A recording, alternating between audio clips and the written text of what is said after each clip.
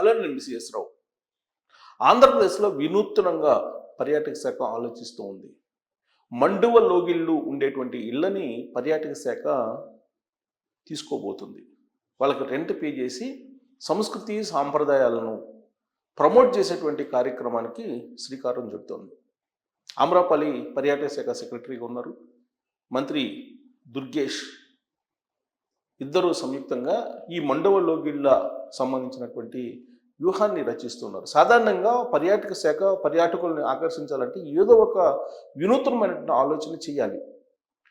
మిగతా రాష్ట్రాలకి భిన్నంగా ఏదో ఒకటి చూపించాలి, లేదంటే పర్యాటకులు ఆకర్షింపబడరు. అందుకే ఆంధ్రప్రదేశ్లో మండువ లోగిళ్ళు అనేవి చాలా ఫేమస్. ఇప్పుడు తగ్గిపోయాయి, కానీ పాత తరం నాటి మండువ లోగిళ్ళు ఇప్పటికీ కూడా గోదావరి జిల్లాలో చాలా ఎక్కువ ఉన్నాయి. వాటన్నిటినీ పర్యాటక శాఖ లీజు రూపంలో తీసుకొని వాటిని చూపించడం ద్వారా పర్యాటకుల్ని ఆకర్షించాలనేటువంటి ప్రయత్నం చేస్తూ ఉన్నారు. వీటన్నిటికీ కూడా P4 ఫార్ములా అనే దాన్ని వర్తింప చేయాలి అనేది ఆమ్రపాలి తీసుకున్నటువంటి నిర్ణయం. ప్రభుత్వ ఆదేశం కూడా అదే. ఏంటి ఈ P4 ఫార్ములా అని అంటే పబ్లిక్, ప్రైవేట్, పూర్ పార్ట్నర్షిప్. ఇది ఈ 4 Pలు. ఈ 4 Pల ద్వారా ప్రమోట్ చేయాలి అనేది మండువ లోగిళ్ళని తీసుకొని. అంటే ప్రభుత్వ భాగస్వామ్యం ఉంటుంది, ప్రైవేట్ భాగస్వామ్యం ఉంటుంది, ప్రైవేట్ కంపెనీలది. అలాగే అక్కడ ఉండేటువంటి పేదలు ఎవరైతే ఉన్నారో వాళ్ళు కూడా దాంట్లో భాగస్వాములు అవుతారు. ఆ పార్ట్నర్షిప్ అంటే భాగస్వామ్యంతో వీటిని ప్రమోట్ చేసేయడానికి సిద్ధమవుతుంది పర్యాటక శాఖ. దానికి సంబంధించి విశాఖలో ప్రాంతీయ పెట్టుబడిదారుల సదస్సు ఒకటి జరుగుతుంది. సదస్సు అనగానే మనకి గుర్తొచ్చేది మనకి దావోస్ సదస్సు, ప్రపంచ ఆర్థిక సదస్సు. దానికి సుమారుగా అటు ఇటుగా ప్రాంతీయ పెట్టుబడిదారుల సదస్సు అనేది విశాఖలో నిర్వహిస్తున్నారు. సోమవారం రోజు దాన్ని నిర్వహిస్తున్నారు. ఆమ్రపాలి సెక్రటరీగా అలాగే మంత్రి దుర్గేష్ పాల్గొంటున్నారు.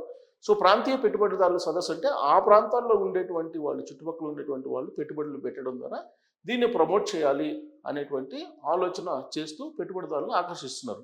ఇటీవలనే విజయవాడలో టూరిజం సబ్మిట్ కూడా పెట్టారు. ఈ టూరిజం సబ్మిట్లో దాదాపు 200 ప్రతిపాదనలని ఆంధ్రప్రదేశ్ పర్యాటక శాఖ అందుకుంది. వాటిని అధ్యయనం చేస్తూ ఉన్నారు. ఆమ్రపాలి అధ్యయనం చేసి దాన్ని ఇంప్లిమెంట్ చేసేటువంటి ప్రయత్నం చేస్తూ ఉన్నారు. అయితే ఇక్కడ టూరిజం డెవలప్మెంట్ కోసం గతంలో ఏం జరిగింది, ఇప్పుడు ఏం జరుగుతుంది అనే దాని మీద కంపేర్ చేస్తున్నారు ఆమ్రపాలి. పర్యాటక శాఖ గతంలో చేసింది ఏంటంటే కుంభకోణాలు చేసింది అనేది బయటకు వస్తుంది. ఆ కుంభకోణాల్లో ఒకటి ఏంటంటే టూరిజం శాఖకు తిరుమల తిరుపతి దేవస్థానం టికెట్స్ను అమ్ముకోవడం, ఆ తర్వాత రిషికొండను నిర్మించడం, హోటళ్ళు, రెస్టారెంట్లు వీటిని సొంత వాళ్ళకి లీజులకి ఇవ్వటం, ఆడుదాం ఆంధ్ర పేరుతోటి పర్యాటక శాఖ నిధులను డైవర్ట్ చేయటం, తర్వాత సాంస్కృతిక కార్యక్రమాలు పెట్టి ఫండ్స్ని డైవర్ట్ చేయటం, ఇవన్నీ చేశారు అనేది ఆమ్రపాలి గ్రహించారు. ఆ మేరకు ఫైల్స్ని అధ్యయనం చేస్తున్నారు. అంటే ఇండైరెక్ట్గా మాజీ మంత్రి రోజాని టార్గెట్ చేస్తున్నారు. డైరెక్ట్గా ఇప్పుడున్నటువంటి మంత్రి అయితే అసలు మాజీ మంత్రి రోజా ఏం చేశారు అనేది చెప్పాలి అంటూ ఆ సదస్సు వేదిక నుంచి ఆయన సవాల్ కూడా చేయడం జరిగింది. ఇప్పుడు తాజాగా సాస్కి అనేటువంటి పథకం కేంద్ర ప్రభుత్వంది. దాని ద్వారా పర్యాటక శాఖను అభివృద్ధి చేయడానికి 177 కోట్ల రూపాయలు విడుదలయ్యాయి. ఈ అమౌంట్ తోటి పర్యాటకాన్ని డెవలప్ చేయాలి, పర్యాటకులను ఆకట్టుకోవాలి అనేటువంటి ప్రయత్నం ఇప్పుడు ఆంధ్రప్రదేశ్ పర్యాటక శాఖ చేస్తూ ఉంది. ఈ ప్రాంతీయ పెట్టుబడిదారుల సదస్సు విశాఖలో ఉండేటువంటి ఒక ప్రైవేటు హోటల్లో జరుగుతూ ఉంది. దీంట్లో ఆ లోకల్గా ఉండేటువంటి ఔత్సాహిక పారిశ్రామికవేత్తలు పార్టిసిపేట్ చేయొచ్చు, ఔత్సాహిక పెట్టుబడిదారులు కూడా పార్టిసిపేట్ చేయొచ్చు. పెట్టుబడులు పెట్టేందుకు ఇప్పుడు వచ్చినటువంటి వాటిల్లో ప్రధానంగా తీసుకుంటే కనుక తాజ్, ఒబెరాయ్, మేఫేర్, అదే IRCTC ప్రధానమైనటువంటి హోటల్స్ ఇవి. ఈ హోటల్స్ని, స్టార్ హోటల్స్ని, 5 స్టార్ హోటల్స్ని నిర్మించాలి ఆంధ్రప్రదేశ్లో అనేది పర్యాటక శాఖ ఒక లక్ష్యంగా పెట్టుకుంది. త్వరలో మారేడుమిల్లి ఉత్సవం కూడా నిర్వహించబోతున్నారు. గతంలో కొన్ని సంఘటనలు జరిగాయి పాపికొండల పర్యటనలో భాగంగా. దాని దృష్ట్యా పాపికొండల పర్యటన విషయంలో కొన్ని జాగ్రత్తలు తీసుకోవాలని చెప్పేసి నిర్ణయించుకుంది. పర్యాటక శాఖ ఆ మేరకు అధ్యయనం చేస్తుంది.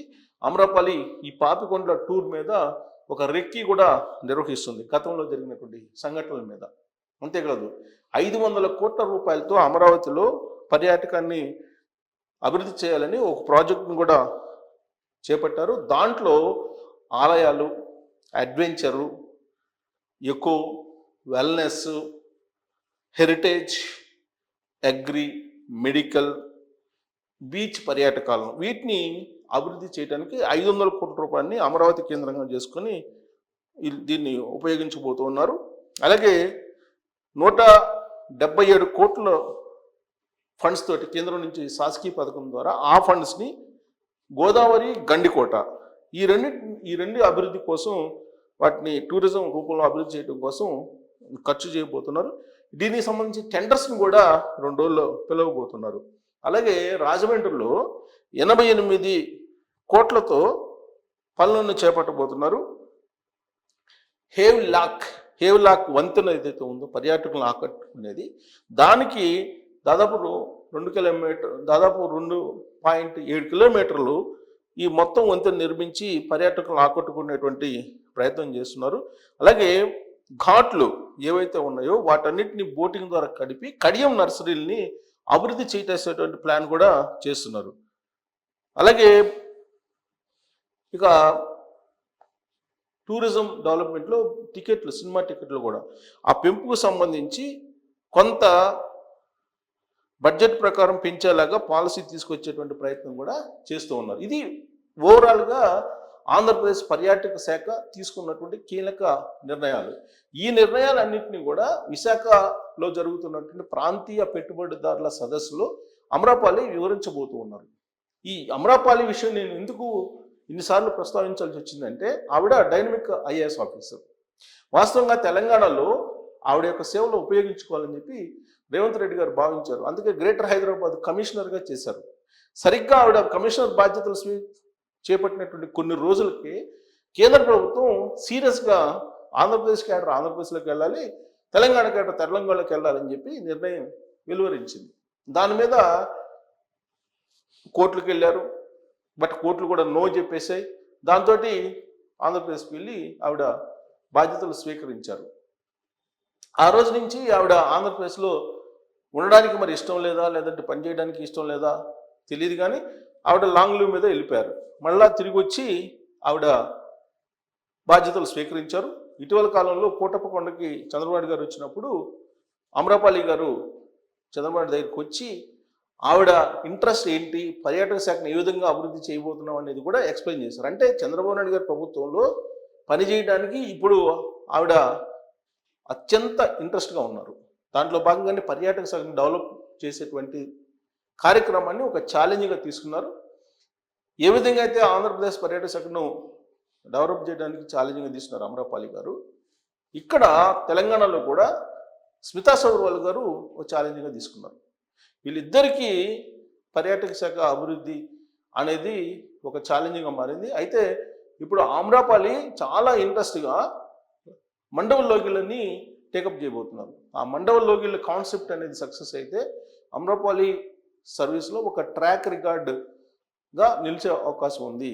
సో పర్యాటక శాఖ అమ్రపాలి ఆధ్వర్యంలో ఆంధ్రప్రదేశ్ది ప్రపంచవ్యాప్తం కాబోతుందా అనే దాని మీద కామెంట్ రూపంలో మీ అభిప్రాయం తెలియజేయచ్చు. Thank you very much.